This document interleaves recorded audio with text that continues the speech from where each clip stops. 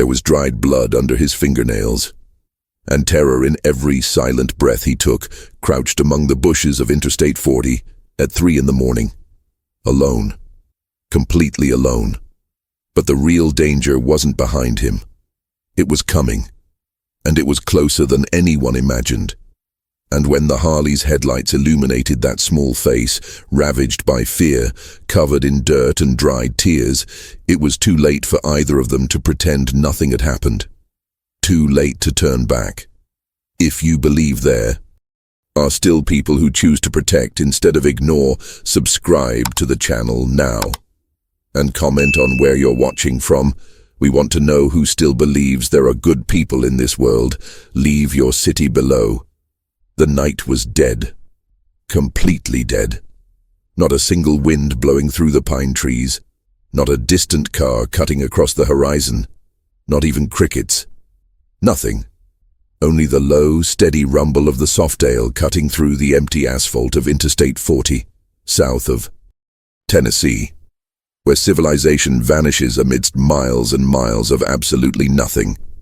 Edge Rider didn't expect to stop. Not then. Not in that place forgotten by God and men. But then he saw a shadow, too small to be an adult, too fast to be an animal, moving among the dry bushes at the edge of the road, trying to disappear into the darkness as if its very life depended on it. As if every second exposed were a death sentence. Edge slowed down. Pure instinct. No logic. No rational thought. Just that old voice in the back of his mind that screams when something is wrong.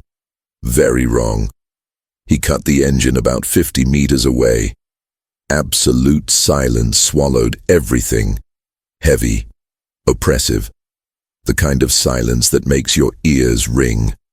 He got off the motorcycle slowly, his heavy boots touching the dry, cracked earth, raising fine dust that glistened under the weak light of the crescent moon.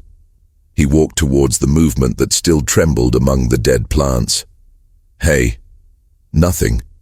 Only the sound of accelerated breathing, contained panic. I won't hurt you, I promise. Silence still. But now he could see better, his eyes adjusting to the darkness. A boy, maybe 9, maybe 10. Hard to tell. A white t-shirt torn at the sleeves, dirty with earth, and something darker that could be blood. Scraped knees, bleeding fresh. Bare feet, cut, covered in thorns and dried mud.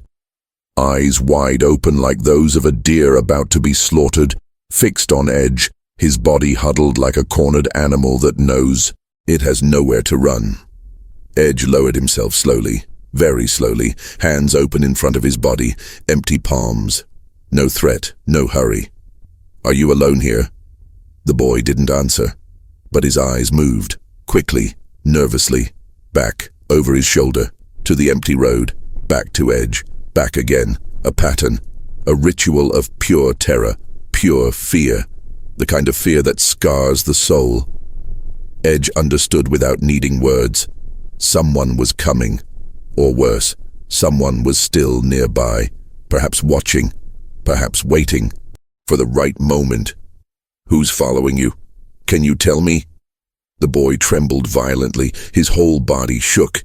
He shook his head slowly, as if denial could erase the truth, as if pretending there was no one there could make him disappear. But his lips parted, silent, trying to form something, a word, a name. Something that wouldn't come out, stuck in his throat along with the fear. And then Edge saw purple marks on the neck, thin, precise, recent, adult fingers. Someone had grabbed that child. Forcefully, tried to silence, control, suffocate. Something icy ran down his spine. He recognized those marks. He'd seen them before, in mirrors, in old photographs he'd tried to forget. Can you talk? Your throat? Does it hurt a lot? The boy swallowed hard. He nodded slowly, but he didn't speak. He only pointed to his own throat, then to his cracked lips, and made a clear gesture with his hand in front of his mouth. Silence. Shh. Quiet. Always quiet. I couldn't speak loudly. Someone was going to listen. Someone was always listening. Edge felt his stomach clench. A tight knot of anger and pain mixed together.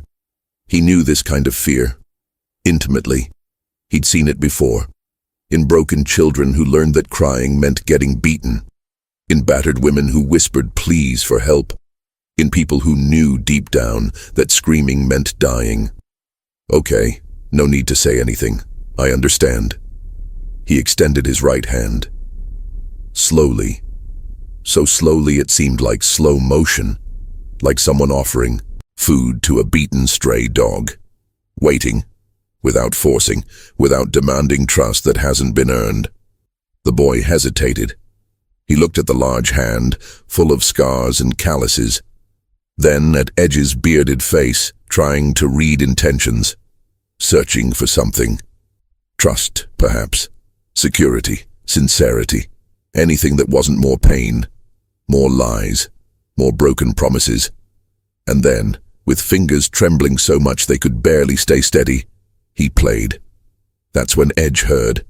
Engine. Still far away. But coming along the same empty road, the unmistakable sound of an old, out-of-tune V8 burning oil. Someone driving slowly, searching. The boy heard it too. He froze completely, like a pillar of salt, and the terror in his eyes multiplied 1,000-fold. The sound of the engine grew louder, slowly, steady, methodical. Like a predator that's in no hurry because it knows its prey has nowhere to run. Because you know that in the end, you always win. You always get it. You always will get it. The boy froze. Every muscle in his small body tensed, wide-eyed, his face fixed on the approaching sound, his breath caught in his chest, completely held, as if breathing would betray his presence. Edge squeezed the small, cold hand between his calloused fingers. Look at me. Don't look over there. Look here. The boy didn't look. He remained fixed on the dark road, hypnotized by terror, as if seeing the danger approaching could somehow stop him, as if facing it head-on would give him some control over the uncontrollable. Look at me now. This time, very slowly, trembling from head to toe, the boy turned his face, and Edge saw something that made his chest ache, really ache. It wasn't just fear, it was something worse. It was giving up. Resignation. The silent, profound, unwavering certainty that no matter who was there now, no matter who promised help, in the end, evil always won, always returned, always took them back. Edge held the boy's chin between his thumb and forefinger, firmly, but gently, forcing eye contact. You're not going back to whoever's coming in that car. Are you listening to me? You're not. The boy blinked, confused, as if he didn't understand the words, as if the concept of not returning were a foreign language. Impossible to translate. Are you listening to me properly? No. Go. Back. Tears began to fall, silent, warm, thick, wetting Edge's dirty hand, leaving clean trails on his dust-covered skin. And at that moment, something changed inside Edge. It wasn't a conscious decision. It wasn't logical thinking. It wasn't movie heroism. It was something older, more visceral, more real. A broken man looking at an even more broken child and feeling that letting it continue, letting that boy return to the hell he escaped from, would be betraying everything that remained human within him. It would be becoming an accomplice. It would be repeating the cycle he swore to break. Do you trust me? Even without knowing me? The boy didn't answer with words, but he didn't let go of her hand either. And in that silence, there was an answer. There was desperate hope. There was an impossible choice between the unknown and the monstrously known. Edge looked back. The Softail stopped at the side of the road, cold engine, empty road, the other car's engine drawing closer, much closer. It was seconds, maybe less, decision. "Come with me, quickly." He pulled the boy by the hand away from the edge of the road, deeper into the bushes where darkness swallowed everything and the faint moonlight didn't reach. Dry branches cracked under their feet. Thorns tore at their skin. But they continued. They crouched together behind a dense bush. Edge felt the small body trembling violently against his, heart pounding like a war drum, cold sweat soaking his torn shirt. The headlights appeared around the bend. Old pickup truck, faded red, dented, rusty, moving slowly, very, very slowly, 15, maybe 20 kilometers per hour, looking for hunting. Edge covered the boy's mouth with his hand, not because he was going to scream, but because his breathing was too loud, gasping, giving him away. "Shh, calm down. Just breathe slowly, through your nose, slowly." The boy obeyed, eyes tightly closed, trusting, choosing to trust because there was no other choice. The pickup truck sped by slowly, almost stopping, almost. Dirty headlights swept along the side of the road like prison spotlights. The driver, Edge, couldn't make out his face clearly, only a dark shadow, had his left arm out the window holding something. Flashlight. Large, professional, searching methodically among the bushes, among the shadows, among the hiding places. Edge held his breath, every muscle tense, ready to fight if necessary. The flashlight beam passed by, it swept, it stopped, it returned. She stood inches from them. Edge felt the heat of the beam on his skin, 3 seconds that felt like 3 hours. And then he continued. He kept sweeping. He moved on. The pickup accelerated slightly. It slowly disappeared around the next curve. The sound of the out-of-tune engine fading, disappearing. Silence returned, heavy, laden with lingering fear. Edge gently released the boy's mouth. The boy collapsed immediately. He cried, silently, just endless tears and violent tremors shaking that body, too small to bear so much fear. Edge pulled him close to his broad chest. He felt the muffled sobs shaking him. He felt the tears soaking his shirt. He felt the raw, unfiltered pain of a child who had survived once again, but didn't know how much longer he could. It's over. For now, it's over. But he knew. Deep down in his soul, he knew. That was far, far from over. That man in the red pickup truck wasn't going to give up. And Edge had just gotten himself into a war he didn't ask for, but he was going to fight to the end. Edge waited a full 5 minutes before moving. 5 minutes in absolute silence, listening, paying attention to every sound, every rustle of a leaf, every distant movement, making sure the pickup truck had really left, that it wasn't a trap, that the driver hadn't stopped, hidden, waiting for them to get out. Finally, when he was sure, he stood up slowly. "Come on, you need to get out of here." Edge carried the boy in his arms to the motorcycle. He didn't resist. He was too exhausted to resist. Exhausted beyond what a human body should endure. He simply let his body be moved, like an abandoned rag doll, powerless of its own. "What's your name? You can write it down if you don't want to say." Silence.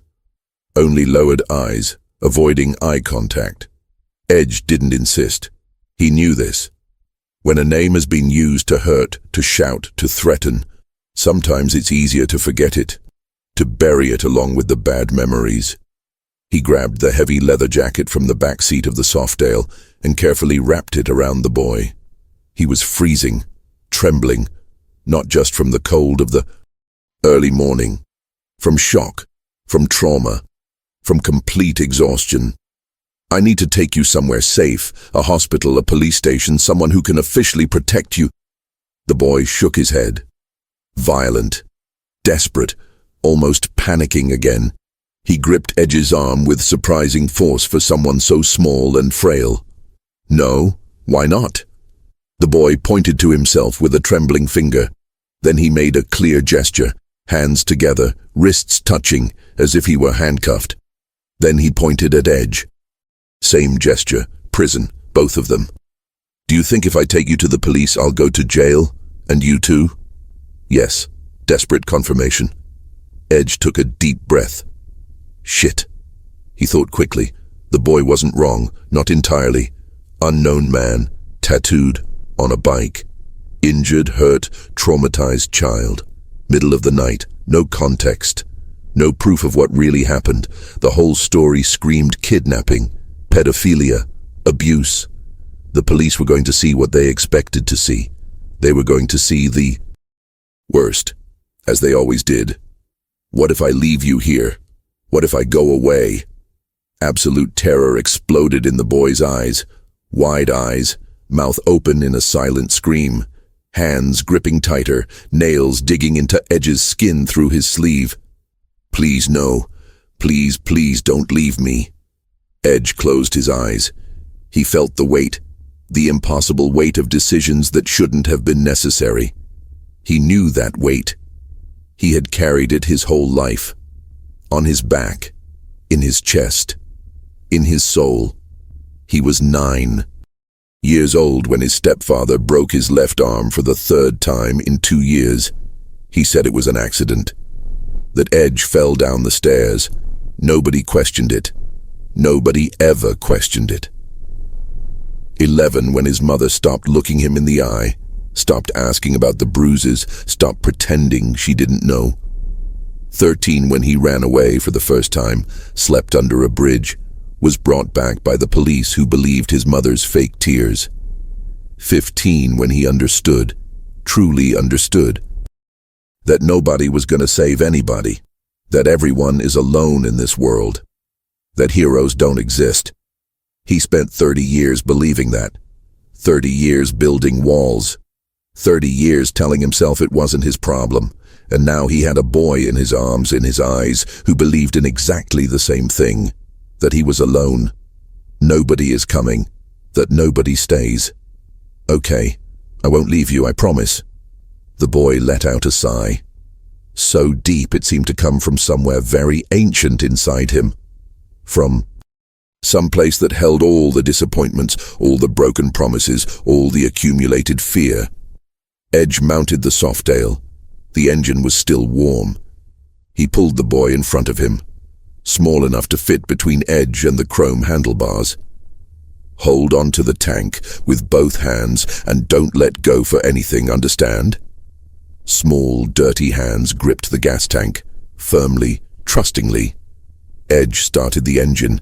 The deep, powerful rumble filled the silent night, the sound of freedom, the sound of the road, the sound of escape. I'm going to take you to the only place I know where there are still people who don't ask the wrong questions, people who understand. The boy looked up, a silent question in his teary eyes. My club, my brothers, they will help. And it accelerated. The Softail roared, cut through the night, headlights illuminating empty asphalt, icy wind whipping, stars above bearing witness. As they cut through the darkness, Edge felt something wet and warm trickle down his leather jacket. He looked down quickly. The boy was crying again. Tears streamed down his face, but this time Edge realized it seemed different. It wasn't pure despair. It wasn't paralyzing terror. It was a relief. As if, for the first time in a very, very long time, he wasn't completely alone in the dark. As if, perhaps, just perhaps, someone had actually stayed.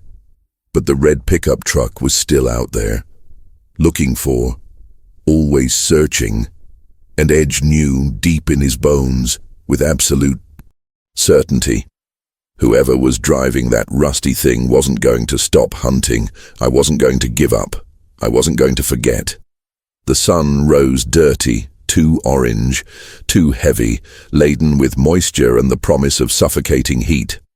Edge and the boy arrived at the clubhouse at 6:15 in the morning, when the road was still empty and the world seemed to be holding its breath before the daily chaos began. The place was discreet by design. An old, carefully renovated wooden and metal shed, hidden in The middle of nowhere, surrounded by tall, dense pine trees and protective silence. 3 motorcycles parked out front. Harley, Indian, Triumph. Grey smoke billowed from the rusty metal chimney. Edge turned off the engine. The sound died. Silence returned. "Stay close to me. Don't move away." The boy climbed down with difficulty. His legs were wobbly. He was weak. He was still clutching his oversized leather jacket as if it were a shield against the world. The heavy wooden door swung open before Edge could knock. Crow appeared, vice president of the club, 50-something years old, long, well-groomed gray beard, faded blue eyes that had seen too much, survived too much, been buried too much. He looked at Edge first, then at the boy at his feet. He saw the state, bruised, dirty, afraid, back to Edge, silent understanding. "Damn, bro, what have you gotten yourself into?" "I know." "Is the police involved?" "It can't get involved. Not yet." Crow looked at the boy again. He saw the marks on his neck, more visible now in the dim morning light. His feet were bruised and bleeding. The terror still clung to him like a second skin that wouldn't come off. "Come in, quickly." Inside it smelled of strong coffee, stale cigarettes, and motor oil. Walls covered with old photos, siblings who had passed away, trips that left their mark, moments that defined them. 2 more men inside. Bone, an ex-soldier, broad build, heavy hands, a soft heart hidden behind tribal tattoos, and Wraith, the youngest of the group, 26 years old, but already bearing deep scars from living 50 years in half the time. Everyone stopped what they were doing when they saw the boy. Nobody asked anything immediately. They had known Edge for years, decades for some. They knew that if he brought someone, especially a child, he had a serious reason, a very serious one. Crow pulled up an old wooden chair. He moved closer to the table. "Sit here, little one." The boy sat down slowly, looking around. Nervous, searching for exits, assessing threats. Survival instinct. Edge brought water in a clean cup. The boy drank slowly. His hands trembled so much he almost spilled it. Does he speak? He can, but he won't. Someone taught him to be quiet. The wrong way. Bone leaned over the table. He looked at the purple marks on his thin neck. This is partial strangulation, a specific control technique, pressure on the sides, not the front. Cuts off blood flow without crushing the trachea. Someone who knows exactly what they're doing. Edge felt his jaw clench, muscles tense. Who does this to a child? Someone who has done it many times before. Someone who is trained, or very, very sick. Wraith approached the boy. He crouched beside the chair, eyes at the same level, respectful. "Hey, little one, you're safe here. Nobody in here will hurt you, you can believe that. But we need to know who hurt you. Who did this?" The boy looked at him. He studied the young face, searching for lies, searching for traps. He found none. Then he looked at Edge, searching for permission, searching for safety. Edge nodded. "Kind. You can count on it." The boy took a deep breath, trembling. He picked up a paper napkin that was on the table, a blue pen that Crow offered with a firm hand. She wrote. Childish handwriting, trembling hand, crooked letters, 2 words that weighed like lead. My father. Absolute silence fell over the room. Crow closed his eyes, jaw clenched. Bone exhaled slowly, long, heavy. Wraith murmured something under his breath. A curse or a prayer, it was hard to tell. Edge felt something old and violent rise in his throat. Anger, hatred, memories. Did he forcibly remove you from your home? The boy shook his head. No. Did you run away alone? Yes. It nodded in confirmation. Does he know where you are right now? The boy hesitated. He picked up the pen again. He wrote more slowly this time. He always knows. He always finds me. And then, as if invoking the name had Real power, as if speaking about it brought it materially. Edge's cell phone vibrated loudly in his jeans pocket. Message, unknown number, local area code. He opened it with tense fingers. Photo, his Softdale, taken from a distance, angle of the road, probably last night when they were fleeing. It's a short message, direct, threatening. You took something that belongs to me. Give it back. Edge showed it to Crow without words. Crow read. His face hardened. That son of a bitch already knows who you are. He tracked the motorcycle's license plate. Bone stood up, tense. Or he followed you at a distance, without being noticed. Another text arrived. Strong vibe. Edge opened. Give the boy back, or everyone there dies with you. Every single one of them. Third message. Almost instantaneous. You have until noon, then I'll come pick it up. Bone walked to the window. He looked through the old curtain. We are exposed here, very exposed. Wraith checked the weapon on his waist. If he knows where we are, he might be watching right now. The boy began to tremble again, more forcefully, violently, his whole body shaking. He knew his father. He knew his capabilities. He knew exactly what he was capable of when thwarted. Edge knelt in front of the chair. He held the boy's thin shoulders, firm but gentle. Listen carefully to what I'm going to say. Look me in the eyes. It doesn't matter what he said. It doesn't matter what he threatened. It doesn't matter what he did. Before, you're not going back to him. Never again. Understand? Tears fell quickly. He won't touch you again. I won't let him. But as he spoke, as he made promises he didn't know if he could keep, Edge knew the bitter truth deep in his soul. That man, the father, was no ordinary, violent, drunken father. He was calculating, organized, truly dangerous, and blood would be spilled before it was over. A lot of blood. Crow grabbed Edge's phone. He turned it off completely. He ripped the battery out. Forcefully, he threw it away in opposite directions. Now listen, everyone. If we really get into this, there's no turning back. There's no retreating. The police won't help. They'll complicate everything. Social workers will blindly follow protocol and return the boy to his father because blood is blood, family is family. And judges don't care about the bruises when the father cries and lies right in front of him. We already know how this rotten system works. Bone confirmed in a deep voice. I've seen this happen dozens of times.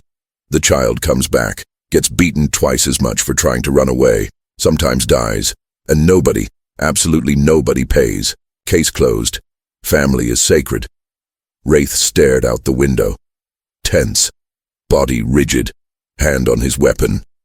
This guy, this father, knows exactly where we are. He knows who we are. He has resources. He's organized. He's not just some random drunk dad. He's a professional in some way. Edge looked at the boy. He was huddled in the oversized chair, listening to everything, his eyes darting from one to the other, perfectly understanding that he was being discussed as a problem, as a burden, as a complication. He's not a problem at all. He's a person, a child, a human being. Crow turned, eyes straight into Edge's. I know that, brother. Of course I know. But you brought literal war to our doorstep. Real war. And we need to decide now, at this moment, whether we're going to fight this war or not. Because there's no middle ground. Heavy silence. Oppressive. Suffocating. Edge knew that intimate silence. It was the silence of men who had already lost so much, who had buried brothers, who had learned the hard way that getting involved with the wrong things kills you or worse, traps you forever in a cage where everything you love is on the other side of the bars. Bone spoke slowly, heavily. I have a son, 7 years old. He lives with his mother. I see him every other weekend when I'm lucky.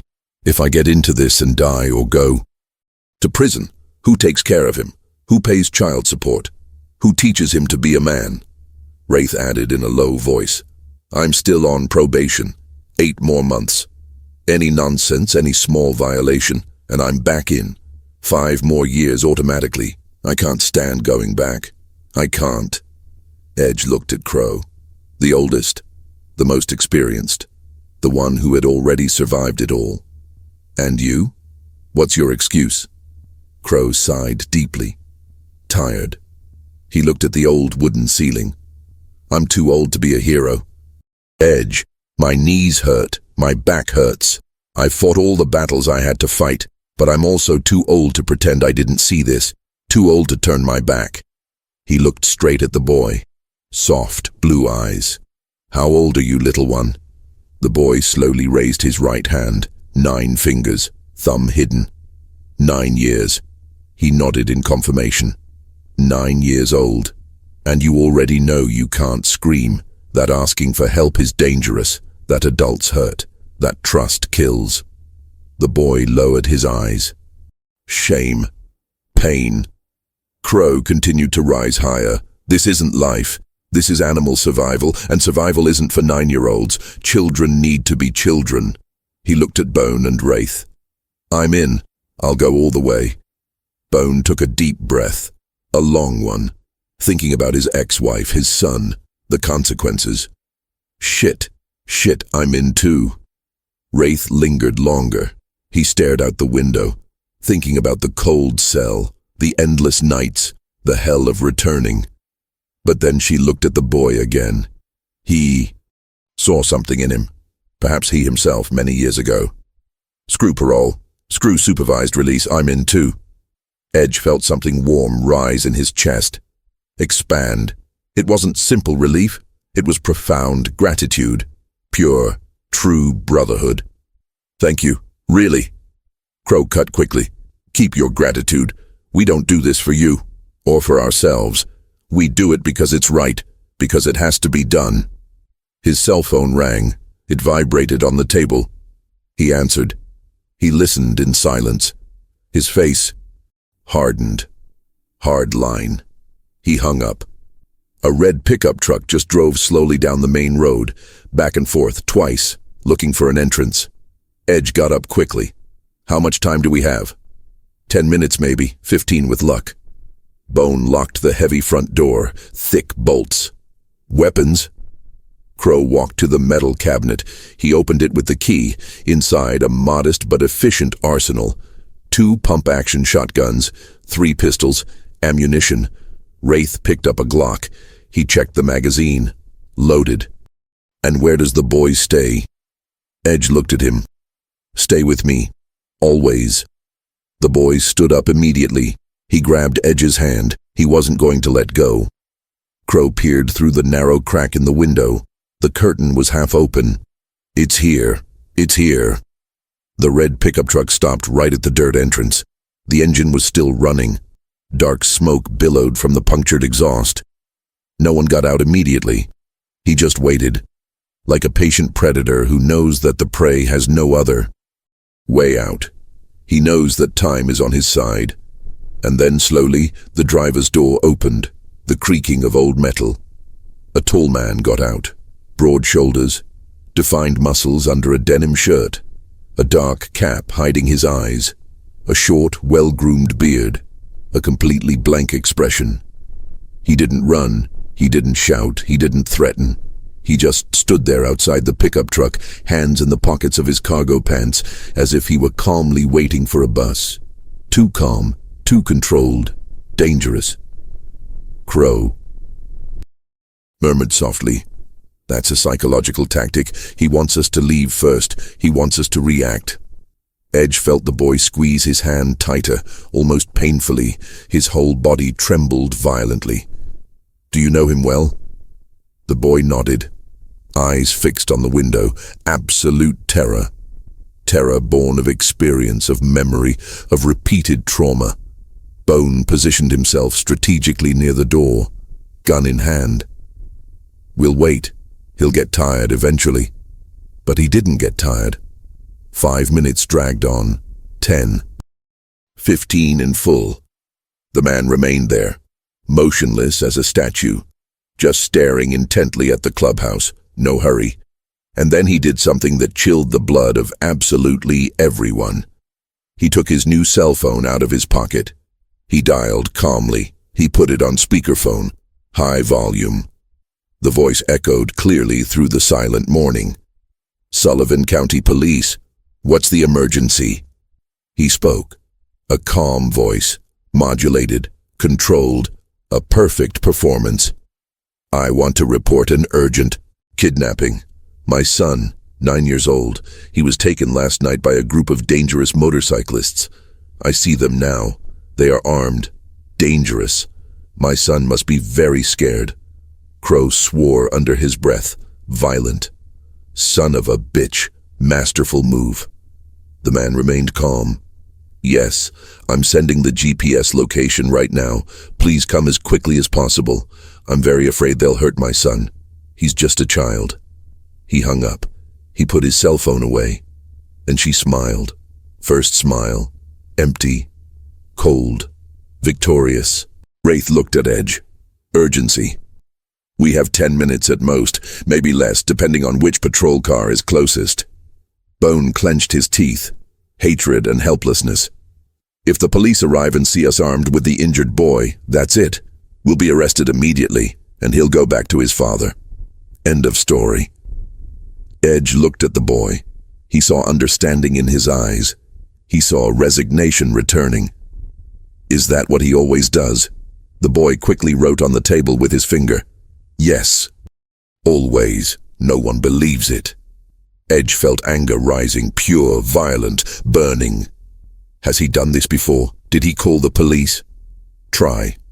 How many times have you tried to escape? The boy raised his hand. 4 fingers, 4 times, 4 attempts, and it always came back. Crow made a quick decision. "We're leaving. Now, through the back. Edge will take the boy on the motorcycle. We'll cover the exit. And where will he go? He'll find it again. Anywhere far from here. Anywhere but here when..." The police arrive. Bone was already unlocking the back door. Bolts creaking. "Motorcycles running. 3 minutes. Move." Edge pulled the boy by the hand. "Let's go. Quickly." But when they arrived at the open back door, they saw another pickup truck. This one is black, brand new, completely blocking the dirt road from the back. 2 men got out. Stern faces, heavily armed, rifles visible. They weren't police. They were his reinforcements. Crow cursed loudly. He brought backup. The son of a bitch planned everything. Wraith aimed the weapon, steady hand. "We can't shoot. The police are coming. Any shot fired here and we'll become terrorists." Edge looked around desperately, surrounded, front and back. Time was running out fast, and then he listened. Sirens, still far away but coming, echoing among the pine trees. The boy began to cry. Silently, desperately, deeply. I knew exactly what was coming. Back. Again. Always. Forever. Edge knelt down quickly. He cupped the small face between his large hands. "Look at me, right in the eyes. I'm not going to let this happen. No way." But while he spoke with conviction, while he made a sacred promise, Edge didn't know how. I didn't know how I was going to accomplish it. The sirens got louder, much louder. The man outside began to walk slowly toward the clubhouse. Calculated step, a confident smile, and everything started to fall apart.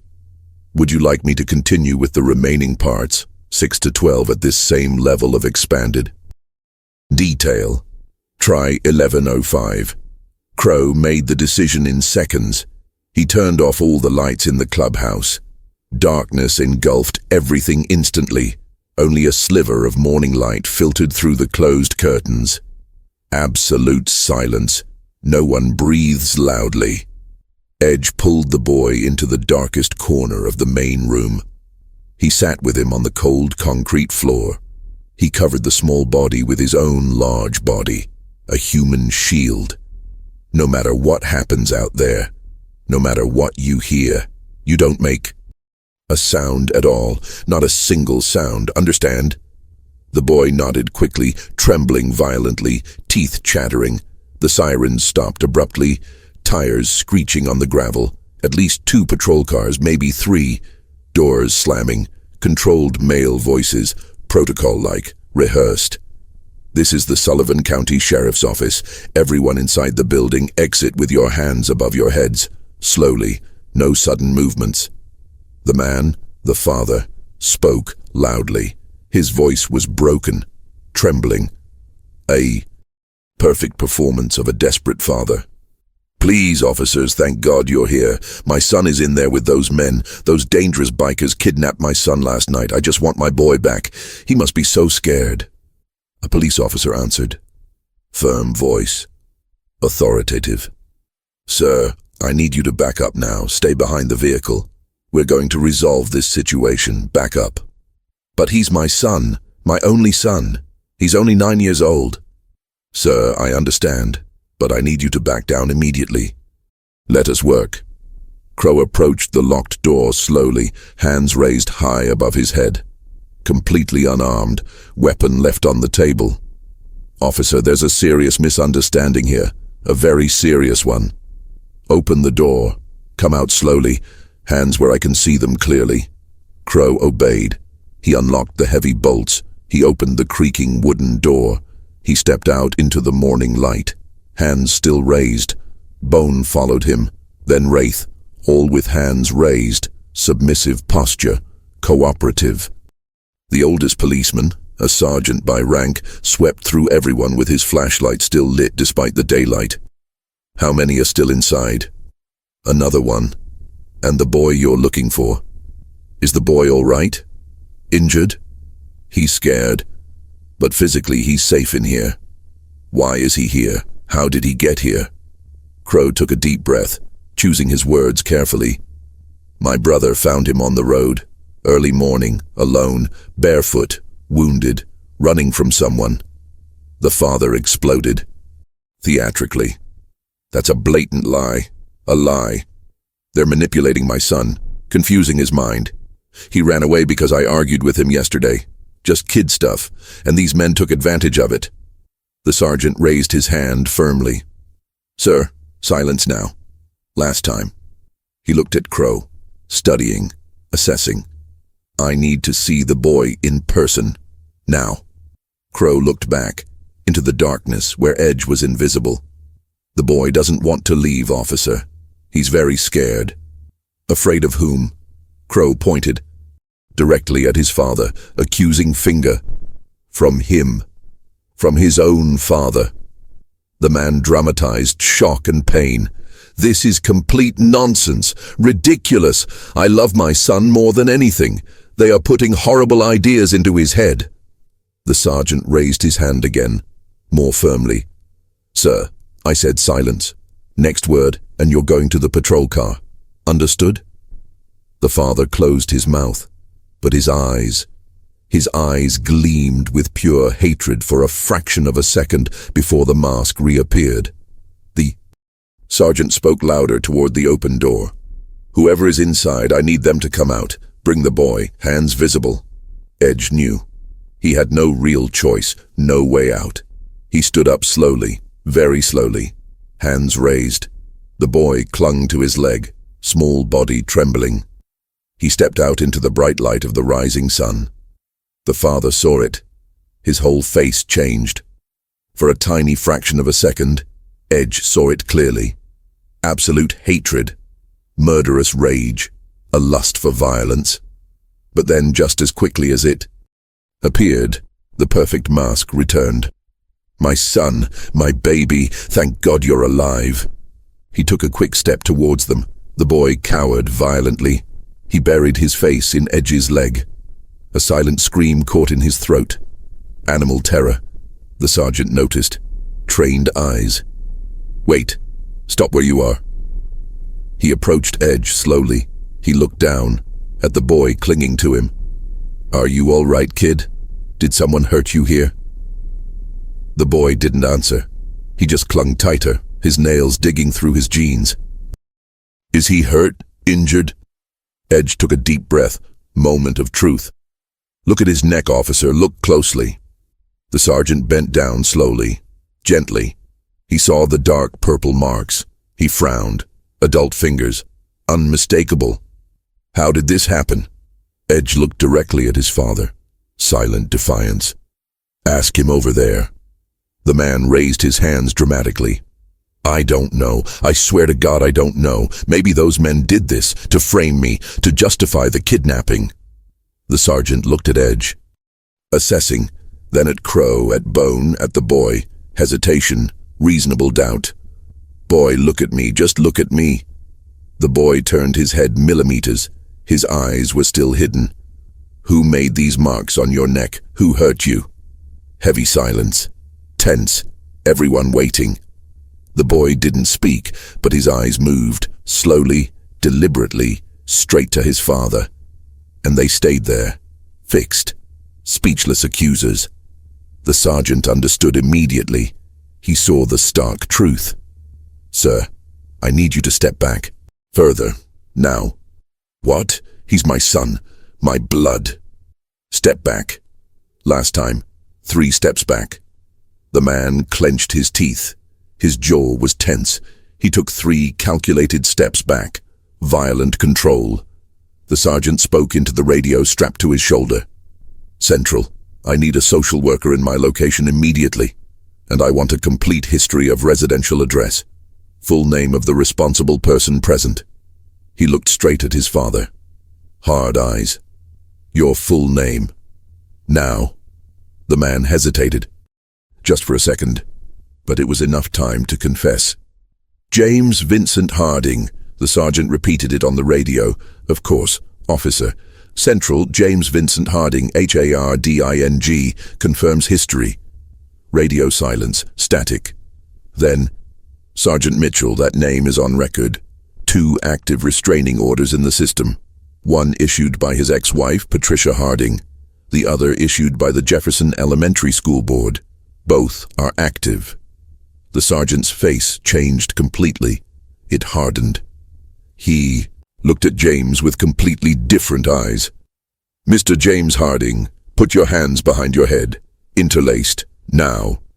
This is utter nonsense. A complete mistake. Hands behind your head. Now. James didn't move. He stood still, calculating, weighing options. The second officer approached, hand on weapon, ready, and then everything exploded into absolute chaos. James ran, not towards the pickup truck, towards the dense undergrowth, fast, athletic, prepared. 2 police officers behind him, shouting orders. Stop, police, stop now! But he didn't stop. He disappeared among the tall trees, quickly, as if he knew every trail, every path, every hiding place. Edge instinctively protected the boy. He turned his back. Shield. Crow pulled Bone and Wraith behind the nearest police car. And then, gunshots. Not the police. The men in the black pickup truck in the back, covering up James's escape. Military tactic. Instant chaos. Vehicle windows shattered. Metal ripped. Tires punctured. Police. Officers ducked down. They took cover. They returned fire with precision. One of the men in the pickup truck fell instantly, shot in the chest, another in the shoulder. He collapsed. The other one ran into the bushes too, following James. Edge carried the boy back inside the clubhouse quickly. He threw him onto the floor behind the thick wooden counter. He completely covered him with his body. Stay here. Don't move. Don't get up. Bullets pierced the wooden wall. Splinters exploded. Holes appeared. Light streamed in through the holes. Wraith was bleeding. Right shoulder red oozing. It's superficial. It's scraped. I'm fine. I'm fine. Crow dragged him behind the counter as well. Pressure on the wound. Bone picked up the shotgun he had left behind. He loaded it. This has now become clear self-defense. They shot first. More shots fired from outside. Police advancing tactically. Training appearing. And then, as quickly as it began, silence. One of the men in the black pickup truck was dead. 3 shots. Center of mass. The other surrendered. Face on the ground. Handcuffs. But James had completely disappeared. The bush swallowed him. Sergeant Mitchell entered cautiously, weapon in hand, sweeping corners. The boy? Here, alive, unharmed. You? Vivo. The sergeant lowered his weapon slowly. He took a deep breath. His adrenaline was still high. Absolute shit. This has gone federal now. The FBI is going to take over. Edge stood up slowly. He helped the boy sit on the ground. He checked him. No injuries, just terror. He'll be back. His father, James, he never gives up. Who? James Harding. He doesn't stop. He never has. He's coming back for the boy. The sergeant looked out the broken window. Dense, silent undergrowth. We're going to put a team here. Perimeter. He won't get close without being seen. But Edge knew differently. He knew men like James. James didn't need to make direct contact. He just needed to wait patiently, plan perfectly, and to attack when no one expects it. An ambulance arrived. Paramedics entered. They checked Wraith. Superficial wound confirmed. Quick dressing applied. The social worker arrived 20 minutes later. A woman in her 40s. Tired face but kind eyes. Tag name, Sarah Brennan. She entered slowly. She looked at the scene. Destruction, blood, bullets, a traumatized child. She knelt down carefully beside the boy. Hi, dear. My name is Sarah. Sarah Brennan. You are completely safe now. Completely. The boy looked at Edge, seeking approval, permission. She will help you. You can trust her. The boy shook his head slowly. No, I disagree. Why? Why not? He picked up the blood-stained napkin from the table. He wrote, trembling. James is gonna get me again, he always does. Sarah read. Her heart was visibly tightening. No, darling, not this time. We have a restraining order. He can't legally come near you. The boy wrote more. Large letters. Desperate. He doesn't care about paperwork. He never has. Sarah looked at Edge. Helplessness in her eyes. She knew the boy was right. I need to take him to a temporary shelter while this is sorted out legally. It's mandatory protocol. Edge felt anger rising. No. Sir, with all due respect, you have no legal custody. You have no rights. And does James have anything? After all this? Technically, biologically, yes. Until a formal court decision removes the rights. It can take weeks. Edge felt a burning rage. He almost killed that boy. Several times. Look at the marks. Look at the fear in his eyes. I know, I see. And we will work on this with every resource available, but protocol is protocol. Law is law. The boy grabbed Edge, desperate, pleading eyes. Please, don't take me, please. Edge looked at Sarah, straight up. If you take him to a shelter, James will find out where he is in less than 24 hours, and you know it. You know it's true. She hesitated. She bit her lip. Because I knew completely. I knew that determined parents always found out. Always. I'm going to talk to my supervisor, try to find an alternative. She left, phone in hand. Edge looked at the boy. He held his small hands. I'm not going to let you go. I'm not. But as he spoke, as he promised, Edge knew the bitter truth. The law was not on their side. The system failed to protect those who needed it. And James was out there, free, unbound, hidden, waiting. Always waiting. Sarah returned after a long 15 minutes. Her face was closed off. A hard line stretched across her mouth. Decision of the on-duty judge. The boy will go to a temporary state shelter until a preliminary hearing. 3 business days. Edge stood up quickly. Revolt. 3 days. James will kill him in 3 hours if he finds out where he is. 3 hours. The location is confidential. The address is protected. Only authorized personnel know. Secretive to whom exactly? James has connections. He has money. He's intelligent. He'll find out. He always finds out. She didn't answer. Because there was no answer. Because I knew Edge was right. Sergeant Mitchell approached. His voice was firm, but not hostile. "Sir, please don't make her job more difficult. She's doing her best." Edge looked at the boy. Tears streamed silently down his dirty cheeks. I knew exactly what was coming. Betrayal. Again. Another adult who promised to protect and failed to deliver. Another one who gave up. Edge knelt down. He cupped the small face between his large calloused hands. "Listen to every word I say. Look deep into my eyes. I will fight. Every day, every hour. Until you are truly safe. I promise you this in my soul." The boy shook his head slowly, disbelieving. "I don't believe it. I can't believe it." And Edge couldn't blame him. Not at all. How many times had that child heard empty promises? How many times have adults sworn to protect and then disappeared? Sarah extended her hand kindly. "Come on, darling. It'll only be a few days. Very few days." The boy didn't move. Frozen. "Please, I promise it will be safe." Another promise he didn't believe.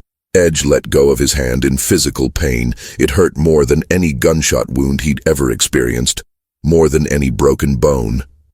"Go, but I'll find you. I'll be at the hearing. I'll fight." The boy stood up slowly, the movement of a condemned man going to his execution. Hopeless, without struggle. Sarah took his hand, gentle but firm. He looked back one last time. Their eyes met Edge's. And then he got into the official car. The door closed. The engine started. He left. Dust rose. It disappeared around the bend.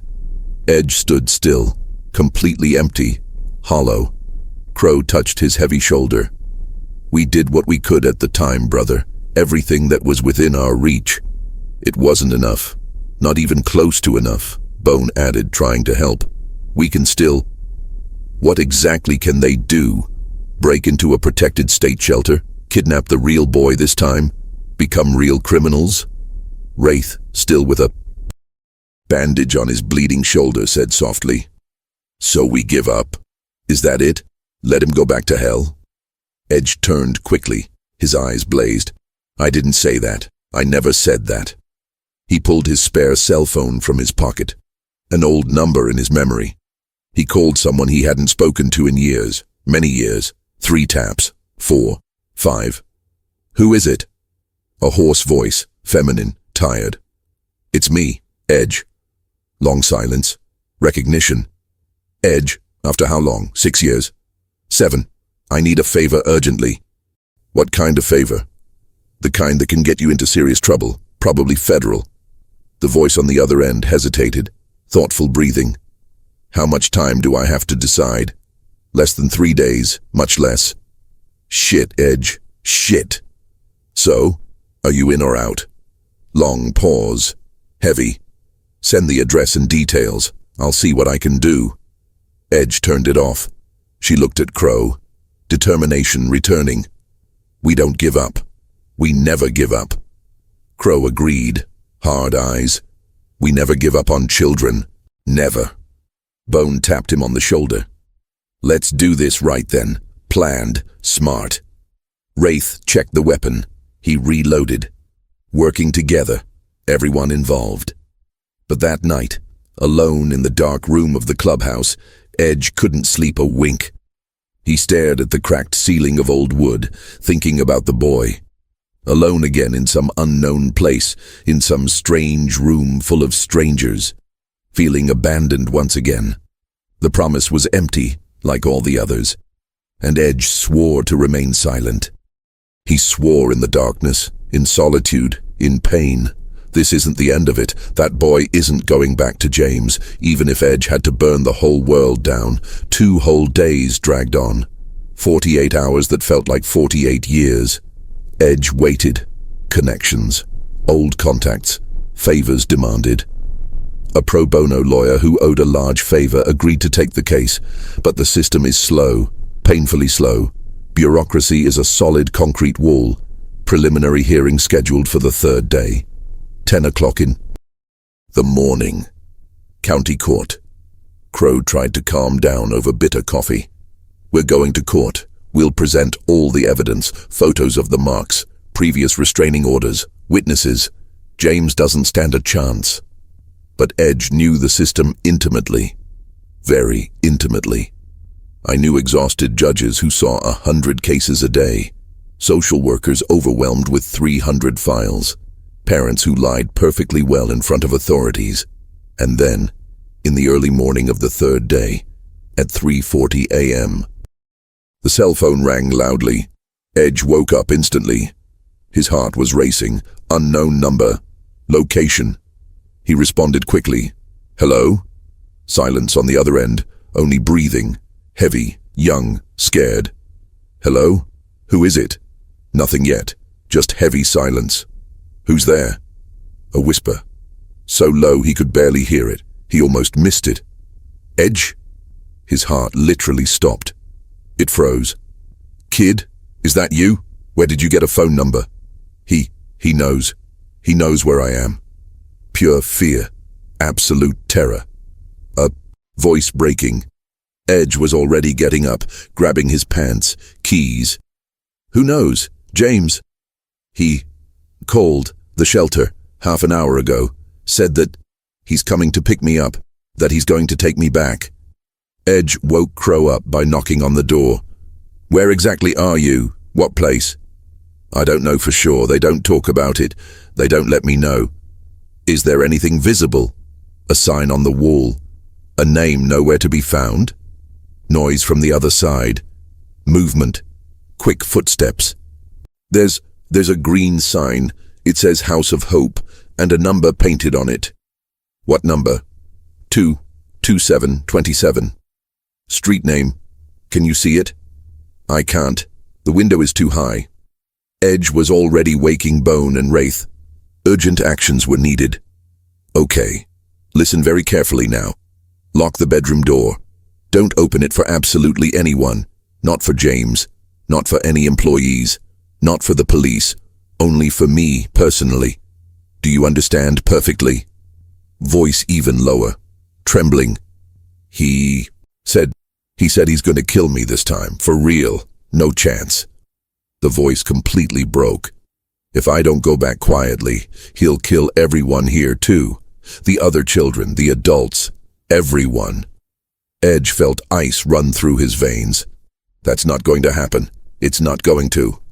He always succeeds, Edge. Always. He always gets me, no matter where I go. Not this time. This time, it's different. Heavy silence, then tiny voice. You promised. And I will keep my word. Just hold on a little longer. I'm leaving now. I'm going out right now. He hung up. Crow was already up, fully awake. What?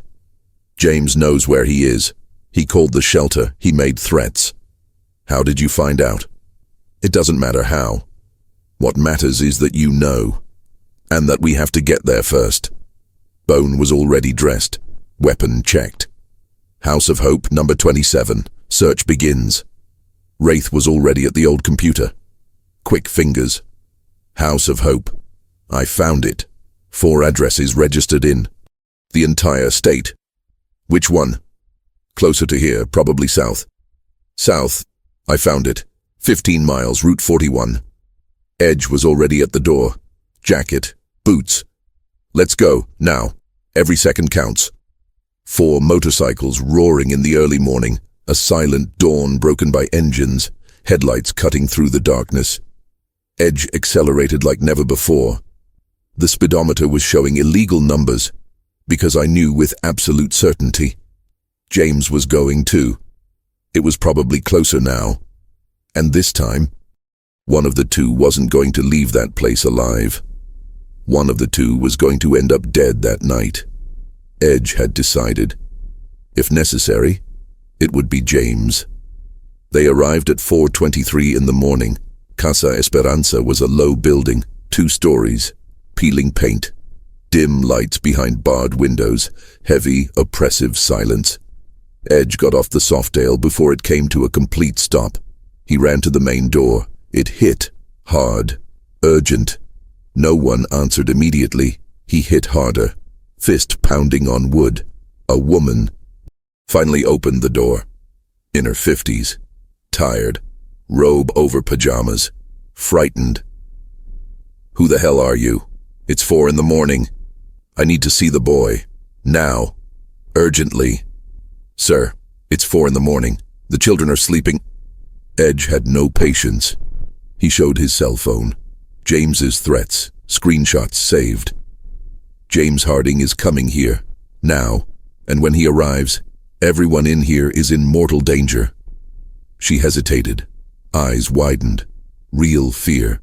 Crow arrived late. He showed his own cell phone. Restraining orders, screenshots, organized evidence. "This man is extremely dangerous. Call the police now, don't wait." She trembled. She picked up the landline phone with a trembling hand. Edge didn't wait for permission. He went in. "Where is he? Which room?" I can't leave you." "Where?" "Room 12, second floor, stairs to the left." Edge ran up, steps creaked. Crow followed behind. Bone stayed below, security. Long corridor, numbered doors, heavy silence. Door 12. It was a controlled hit. "It's me, Edge. Open." The lock unlocked quickly. Click, click. The door opened slowly. The boy, alive, trembling violently, but alive. Eyes red from crying. Old pajamas that are too big, bare feet. Edge knelt down. Hands on small shoulders, checked quickly. No new injuries visible. "Are you okay?" "Hurt." He shook his head. "No." "Did he really call? James?" "Yes." He confirmed it desperately. "What exactly did he say?" "Everything." The boy grabbed a piece of paper and a pen that were nearby. He wrote, trembling, "Count to 1,000 very slowly. I'll get there later." Edge showed it to Crow. Crow cursed under his breath.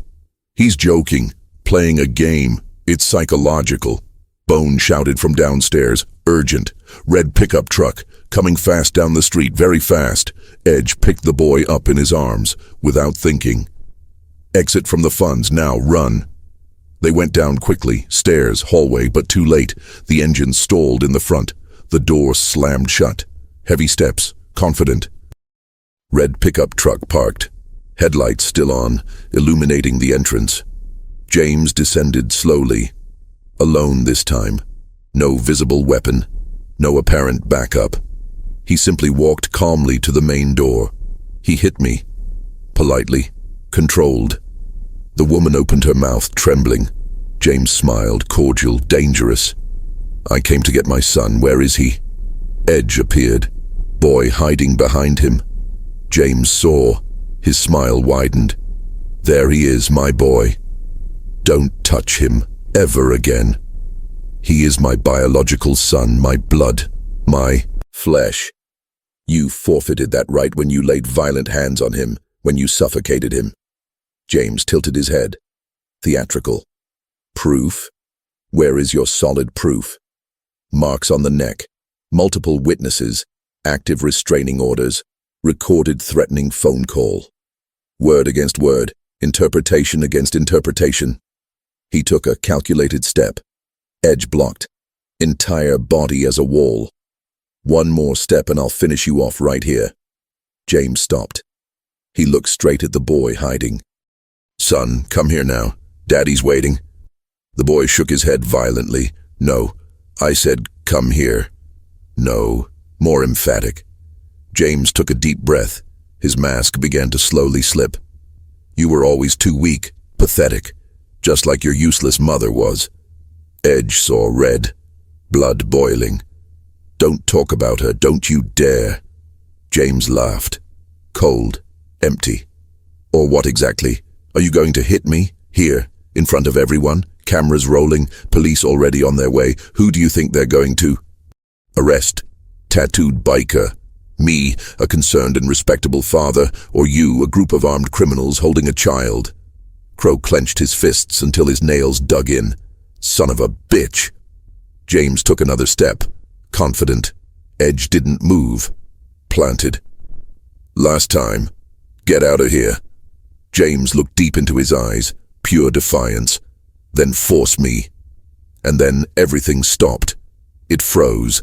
The boy stepped out from behind Edge. He walked, slowly, tiny steps, towards the father.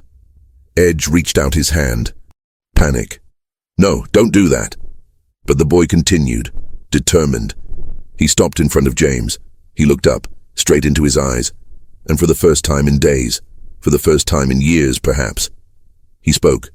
Weak voice, broken, hoarse from disuse, but firm. I am not afraid of you. James froze, completely, shocked.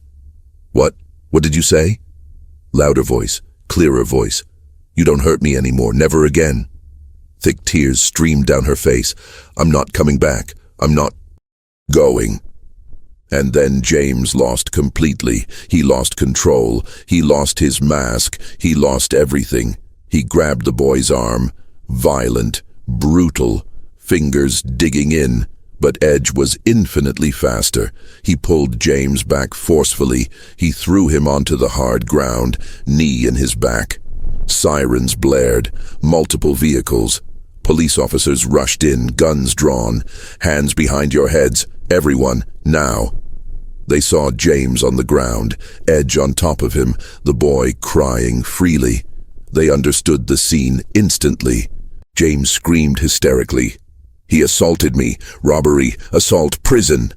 But Sergeant Mitchell, even from before, looked at the boy. Is it true, son? Did he hit you? The boy shook his head. No. Who hurt you then? He pointed at James, accusing finger. Firm. Him. My father. Always him. Mitchell looked at James. Hard eyes. Just, Mr. James Vincent Harding, you are under arrest for violation of a restraining order, threats, attempted kidnapping, and child abuse. And that's it. Handcuffs. Reading about rights. Car. It's really over. 3 months dragged on. 90 days of hearings, paperwork, endless bureaucracy. James lost custody permanently. Parental rights completely revoked. Prison sentence, 4 years minimum, possibility of 8. The boy was placed in temporary foster care while the permanent placement process was underway. A kind, elderly couple, Carol and Raymond Porter, both in their 70s and retired. A quiet house full of books and light. Patience. Calm. No rush. Edge visited religiously, every week, Tuesday and Saturday, without fail. At first, the boy didn't speak much. Words came slowly, painfully, like learning a new language. But gradually, week after week, his voice returned. Thank you for everything. You're welcome, kid. Comfortable silence. Then, did you know it was going to work? Were you sure? Edge hesitated. Honesty. No, I didn't have it. Surprise in their eyes. Then why did you try? He looked at the boy, directly. Honestly. Because nobody tried for me when I was your age. Nobody stayed. And I wasn't going to leave you alone like I was. The boy smiled, small, sad, but real, genuine. Are you going to keep coming? Visiting? Every week, I promised. Do you really promise that? Seriously? Edge extended his large hand. Calloused. The boy squeezed with his small hand. I promise in my soul. They squeezed hard. And for the first time, the boy believed. He truly believed it. Months turned into a whole year. The adoption process has been finalized. Carol and Raymond Porter are now legally parents. The boy had a real family now. New name, his choice, starting over, new school, real friends, weekly therapy that helped. I still had nightmares. I still woke up sweating. Emotional scars that wouldn't fade easily, but it also had something completely new. Hope, future, security. Edge never stopped visiting, even when the boy grew up, even when he no longer needed to, because Edge needed it. I needed to see with my own eyes that it was worth it, that a child was truly saved. The cursed cycle has been broken.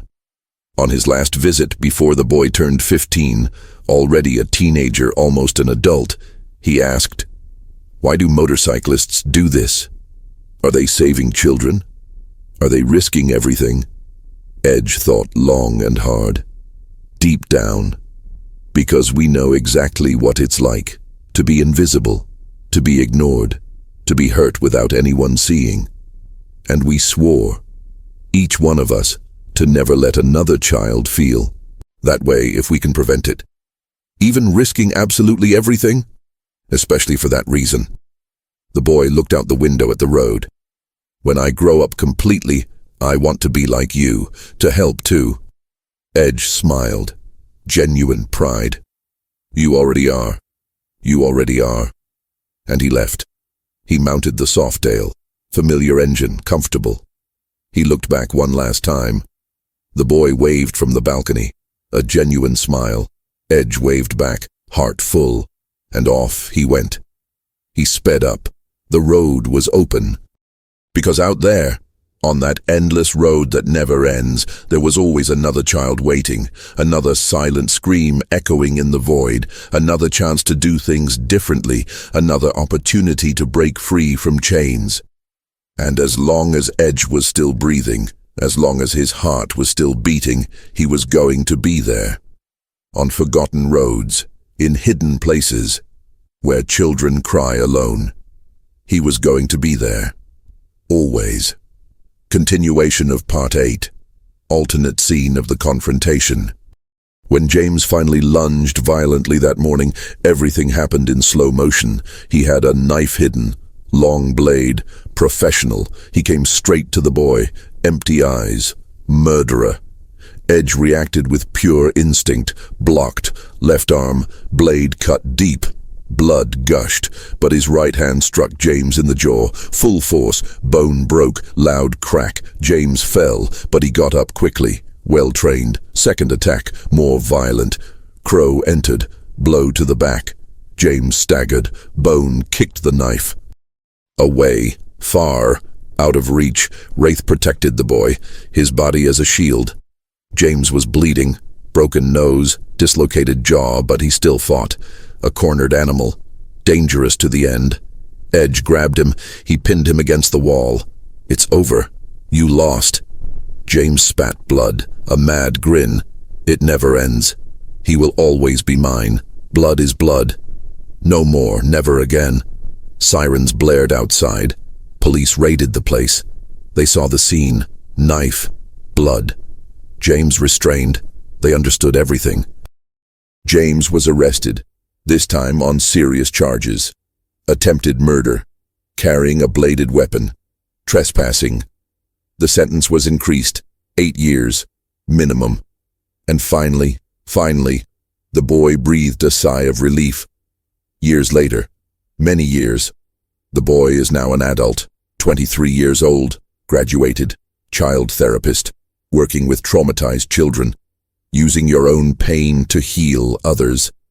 Edge is older now, gray hair, white beard, but still on the road, still saving lives.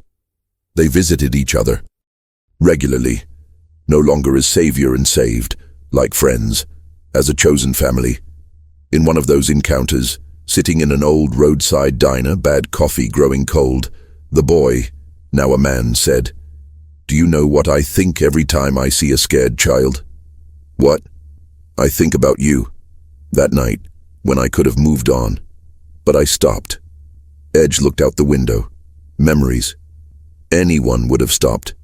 No, most people don't stop. Most people see and ignore it, because it's easier, safer. A truly heavy silence. "You gave me something I thought I'd never have." "What?" "Future, possibility, choice." Edge felt emotion rising. He didn't show it. "You did it alone. You fought. You survived. You grew. But you stayed. When everyone else left, you stayed. And that made all the difference." The man took something out of his pocket. An old handkerchief. Dirty. Stained. The handkerchief that Edge had given her that first night. To dry her tears. "I've kept this all these years, remember?" Edge remembered. Of course he remembered. Why did you keep it? Because it was the first time someone gave me something without wanting anything in return, without hurting me afterwards. It was the first time kindness was real. Tears streamed down his face. A grown man weeping over memories. You saved my life, literally, but you also saved my soul, my ability to trust, to love, to live. Edge couldn't resist. He hugged her. A long hug. Strong. Healing.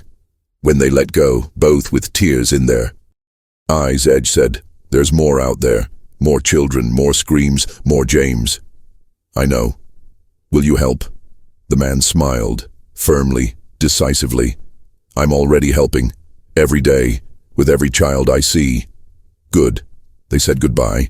Edge mounted it on a Softail, old but reliable engine. He looked back. The man waved. Edge waved back. And he left once again. Endless road. Because out there, at that very moment, somewhere hidden in the shadows, another child was crying alone. Another boy hiding by the side of the road. Another girl silently signaling for help. And as long as Edge breathed, as long as he had the strength to turn the handlebars, he would search. I was going to stop. I was going to stay. Because saving a child saves generations. Because a broken cycle liberates thousands. Because sometimes a stranger stopping on a dark road changes everything, forever. If this story touched you in any way, if you felt something real, leave a like now. And definitely subscribe to this channel and comment below. Do you believe there are still people truly willing to risk absolutely everything for an unknown child? Also, mention your city. Next video on screen now. The girl who signaled for help through the fogged-up car window and the biker who saw and understood. Don't miss out. Because sometimes a single second of attention, a glance at the right moment can save an entire life. Click now. Her story awaits you.